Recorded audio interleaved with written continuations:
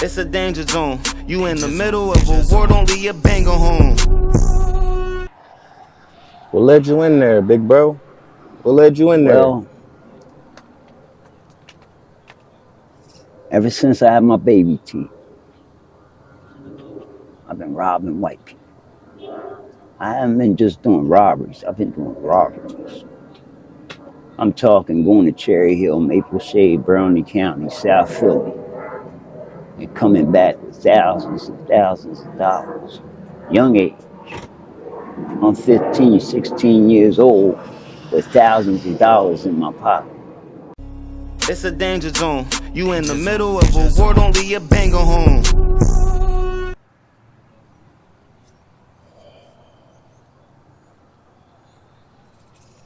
How you doing, Jules? My name is ATM with All Time Media. Nice to meet you, man. Nice to meet you. Where you from, OG? Camden, New Jersey, born and raised. Okay. How old are you, brother? 65. You joking, right? It's April Fool's? No. Born Man, May you look 31st, way young. Jules, you look way younger, bro. May 31st, 1959. You look way younger, man. You gotta give me the game, man, and stay looking young, man. What is it? It's in the family gene, I believe. I heard that. I heard that. So what's up, man? How was it growing up in Camden, Jules? Tell me about your young teenage life. Give me a little quick rundown, sir. Strap up. Come from a family of 7 brothers, 1 sister, mother and father. All of us had the same mother and father. My father owned his own construction company. He built a lot of homes, pools, and stuff like that here in Camden. He's a mason. His father was a mason. My great-grandfather was a mason. All my brothers, all military. From the Navy CB to a Marine, 16 years old, boots on the ground in Vietnam, to Air Force, to Marine, to my sister marrying a Marine, to my brother under me, Army, and my youngest brother, Army Reserve. Me, I spent 38 years in New Jersey Department of Corruption. 38 years? In and out. What's the longest time you did straight? 16 and a half. Oh, man. From 87 to 2002. Oh, man. That's a lot of time, OG. That's half your life. Over Pretty that. much. Over that. Spent more time in prison than I did on the streets so far. Did it affect you mentally? Of course. You know something like that has to have some kind of effect. How do you keep your sanity in there, man? Or you didn't? Like, how do you keep your sanity in them? You know, Well, doing them bids. That's a lot of bids, OG. Well, I put it to you like this. God bless my mother. My mother had a heart of gold. I remember my first time going to jail. It was Jamesburg, 1974. My first visit. So when they called visits up, my mother looked at me. She said, "My son came in here. I want my son back. You understand?" I said, "Yeah, Mom, I understand." She said, "No. My son came in here. I want my son back. You understand?" I said, "Yeah, Mom, I understand." I knew what that entailed. I'm a Robinson. I had to do what I had to do. What led you in there, big bro? What led you in there? Well, ever since I had my baby teeth, I've been robbing white people. I haven't been just doing robberies, I've been doing robberies. I'm talking going to Cherry Hill, Maple Shade, Brownie County, South Philly, and coming back with thousands and thousands of dollars. Young age.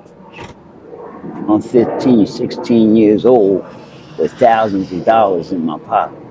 So much money to where I'm renting 2 cars and we're all going to Atlantic City on my dime.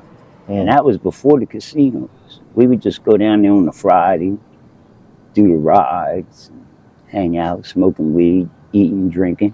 I'm buying people sweatsuit, short set, sneakers. Mm-hmm. You know what I mean? And we'll come back Sunday. We've done that like 3 times, Hmm. all on my dime from robberies. Now, is there a reason why you chose to rob just white folks, or you was robbing anybody, or like how that? That's hard to explain Mm-hmm. because my parents didn't raise me, you know what I'm saying, to, be racist or, disrespect white people or nothing like that. We were always told, treat people like you want to be treated, and no matter what nationality, you know what I'm saying? If somebody, mistreat you, you know what I'm saying? You deal with that. But people treat you good, no matter what their nationality, you treat them good. Mm-hmm. So I can't really explain why I started doing it, but for some reason, there was a little hate there. I'm going to admit it. Okay. Because I wouldn't have did it if there wasn't no hate there behind it. It was different times back then. I'm not saying it's acceptable, but it's different times. Oh, Racism of was at an course. all-time high, segregation, all of that stuff, right? Absolutely. Yeah. Absolutely. I've been through riots here in the city of Camden, Mm-hmm. Against the police, Mm-hmm. you know what I mean? Stuff like that. So, I'm sure all that affected me in some kind of way Yeah. when I was young. Go, G. I know it's hot. Thank you. God Yeah, bless. some water for you, bro. Appreciate it. Shoot. It ain't easy talking, and you know what I mean? Mm-hmm. But yeah, little bro, why I came up different from my brothers, didn't follow the same, path as they did, I question that myself, you know what I mean? But at the same time, we're all individuals, you know what I mean? And when I would do things, I wouldn't have no regret, you know what I'm saying? Plus, the come up was beautiful because you have to understand, I'm talking like God bless this girl named Petey, she passed. And I would come to Petey's house with a pillowcase full of money, pour it on the table, and ask her to count it, and she'd keep all the ones. She would have over $3,000 in ones. That gives you an idea what kind of money I would get. Mm-hmm. You understand? Mm. And I'm young, 16, 17, Getting it from the streets. And I lived in the city of Camden all my life and never committed a robbery in the city of Camden. Mm. And for those that don't know Camden is a treacherous, poverty neighborhood. Like it's, And that's why I would never rob these people. So you was like Robin Hood then, huh? But Steal I from the rich, wasn't. give to the poor, or you wasn't giving to the poor? It Sorry. wasn't like It I ain't no was joke. giving to the poor. I was giving to myself and, people I love, Yeah. But, I wouldn't say a Robin Hood type mentality. It was just a selfish mentality, really. Mm-hmm. Yeah. You know what I mean? But I'm about to write 2 books. You should. I got titles for them. Sure. The book, based on my life story, titled State Boots. State boots. My first pair of state boots was 1974, Jamesburg. My last pair of state boots You was locked up in Jamesburg? I've been in every prison in the state of New Jersey except Mid-State and Avenel. Oh, okay. And the reason why I've never been there, that's where they send the rapists and all that. The freaks. I don't go there. Yeah. They don't even put them around. Brother Jules, Mm-hmm. I gotta ask you a couple questions, man. Sure. What's one of the craziest things you've seen or experienced out here in Camden, New Jersey, out on the streets? On the streets? Yeah. Wow. I've seen a girl get ran over by a truck, and I'm talking about her head smashed. I've seen people shot. I was shot. I was shot with a pistol and a 12-gauge shotgun. They said I never got shot walk by again. a 12-gauge shotgun? Where at, sir? sticking up D. Simone Cadillac in Cherry Hill. Mm. 1980. I was 19. You survived a lot, brother. You know where you got shot at, or Both legs. both legs? All the pellets were still in me. I got 24 just in my left foot, all the way up my leg to the cheek of my butt. Mm. They're all still in me. I'm happy you still here today, man. I was blessed. They didn't Blessed. hit no vital organs. No vital organs. Yeah, man. Definitely was blessed. Yeah, and I just want to say, my last pair of state boots was August 1st, 2018. So tell me the difference. Tell me how it is being a youngin in them jails, right? A young man in them jails to an older man. Because at 2018, you was on the older side of things. Well, Tell me the difference. I went from boyhood to manhood in prison. I made that transformation in prison. And I probably, transformed into manhood a lot sooner than, I would have probably on the streets. Mm-hmm. See what I'm saying? But I survived it. My name is Jules G. Robinson. Muslims tried to get me to join them. The Yetis tried to get me to join them. Latin Kings tried to get me to join them. 5%ers tried to get me to join them. Bloods tried to get me to join them. Crips tried to get me to join them. I never joined no gangs and none of that. Never changed my name. And I stood 10 toes in every last one in prison. Any kids, Jules?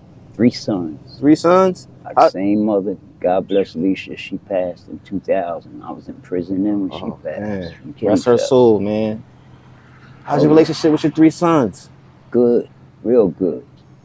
Real good. Did they follow your footsteps in life? Well, let me just say, my oldest son, he's a single father. He's a gentle giant. Stands 6'7", but looks just like me. Mm-hmm. Has dreads, but he has his mom's complexion. He's darker than I am. That's Samantha. Jules, my namesake. Now, I gotta say, that one took after me. Right now, he's doing 21 years in Northern State Prison, where I've done most of my time, in fact. Mm-hmm. At all the years I've done most of it in Northern State. So my namesake is there right now. You did it 16 years there? Well, in that 16 years, I was moved around. Okay. I was going to lock up and stuff like that. So I've done like 12 years in solitary confinement in that 38 years. You did 12 years in solitary confinement? In and out. Year at a time, 6 months at a time, 3 months at a time. But I can say, in 38 years, I never had a weapons charge. I know that's right. And how do people get treated that got them type of charges? Well, you can get more time at it. Mm-hmm. It's just, over the years, I've come to know and come to learn, sometimes you gotta become a weapon on the spot. Yeah. Jules, would you take anything back in life? If you can go back and change things, brother? Sure. Like what? Like plumbing robberies. Yeah. Beyond the fact that it took a lot of years away from my parents. Yeah. From being with my parents. Yeah. I feel I had great parents. You know what I mean? And I miss them dearly. Yeah. I really do. And I wish I spent more time with them. God bless my mother. She was 10 toes in every courtroom in every prison I was in. I know that's right. Superwoman mother. What? Mm-hmm. But, would you like to tell the youth before we wrap it up, Jules? Would you like to tell the kids, man, the young kids that's in the streets, that's running wild, that's committing robberies, that's in and out of prison? What advice would you give the youngins, Jules? Listen, number one, it's not worth it. Number two, education. Education, education. The smarter you become, you understand, the easier life is for you. I say it again. The smarter you become, the easier life is for you. So education is the key. You can be in any environment, but if you can be educated, come on, brother. If you can be educated, Yeah. and I'm talking proper education, you understand? You can write your own ticket. I know that's right. Simple as that. Yeah. Simple as that. All right, brother. All right, brother Jules, we're gonna wrap it up, man. It was nice talking to you. Hopefully in the future we can have a part 2. I know you got a lot of story, you know what I mean, a lot of wisdom. You've been through a lot, man, and thank you for your time. Speaking up, you Absolutely. ain't have to do this. Absolutely. You ain't have to tell your story, I brother. appreciate you as well. And let me just say, the second book, the title's going to be The Hood Knows. The hood knows. All right, bet. There's a lot of things Y'all that bad. Take initiative to that. I run into him again. He get the book out. We're gonna promote it for him, man. We're gonna get it out absolutely, there for him. I appreciate you, absolutely bro. look for it. It's We out. coming. ATM Ray, all time It's media. definitely coming. Both of them are coming. Yeah.